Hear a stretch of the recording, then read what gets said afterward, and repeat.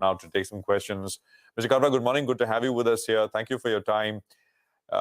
Just weigh in there, especially on the mid, small, micro cap part of the market and the pace of gains, etc. The momentum is strong. What's your sort of gut feeling? Is there way more to go? Are you seeing some dissonance out there, or all okay? Go on. I think the party has been on for the last 3-4 months, and investors are very happy because of the breadth of the market has been very good.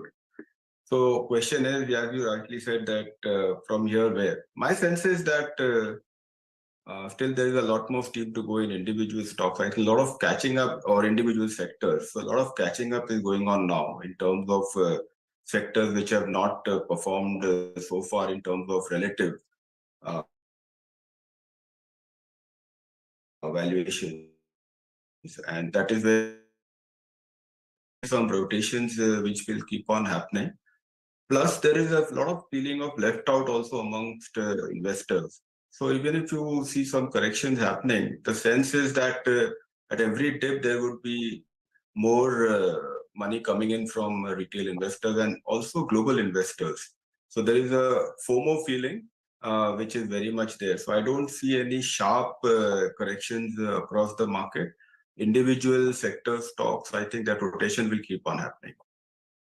Okay. Mr. Karwa, good morning and thanks for joining us on the show. You know, this is a market where some people are calling it euphoric, but a lot of people believe that perhaps there's still a lot more upside in mid caps and small caps despite the rally. How are you approaching it from that perspective? Do you think the time has come to churn back into large caps because of the kind of, froth that we're seeing in the mid cap and small cap space? And what's the best approach?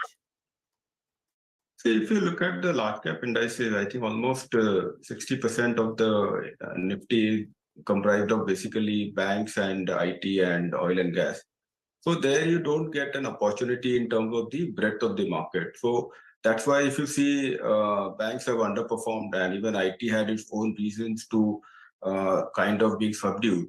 And you see that Nifty have only given, say, around 10% kind of return year to date, versus the breadth of the market as far as the small mid-cap segment is concerned, or the broader market, is phenomenal in terms of the various sector exposure, even the indices which they which track the small and mid-cap indices. So that's plus the opportunity as far as the overall India growth story is concerned. I think the capex cycle, the way it is panning out, and also the opportunity in the renewables, etc., also in terms of defense or in terms of railways. So the whole breadth of the market is that's where the opportunity is in the small and mid-cap segment. And that's why you see the kind of performance which is happening. So coming back to a question about rotating back from from small and mid-caps to large caps, I think investors would do well to understand that which segment of the market they are looking to participate in, and accordingly participate. Having said that, my sense is that the valuations of most of the banks are very, very reasonable. So to that extent, yes, incremental money could possibly be invested in the whole banking sector where valuations are reasonable, and could be that could be the segment which could deliver superior returns in the medium term. Will that also be boosted by the RBI's latest move to gradually remove this ICRR and free up a little more capital for banks? That was a recent announcement. Is that a big positive as well? These are all minor incremental positives. I think you should look at it from the growth itself, the banking sector, the kind of growth that most of the banks are expected to deliver, and also the profitability. So they are in a sweet spot as far as their own capital adequacy, etc., NPS recognition. So they are also having a lot of tailwind. I think the only challenge is that maybe some interest costs deposit rates are moving up. So maybe there could be some pressure of NIMs.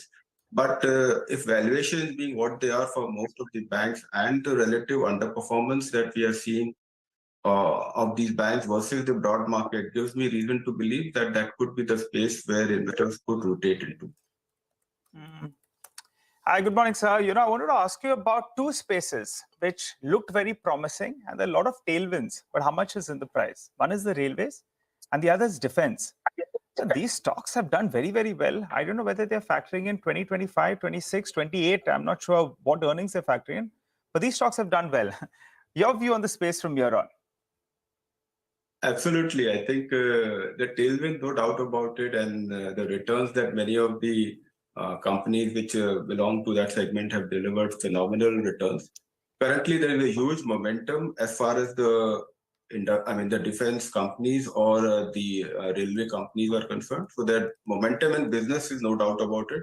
Maybe as far as investors are concerned and valuations are concerned, maybe we have run ahead of the curve.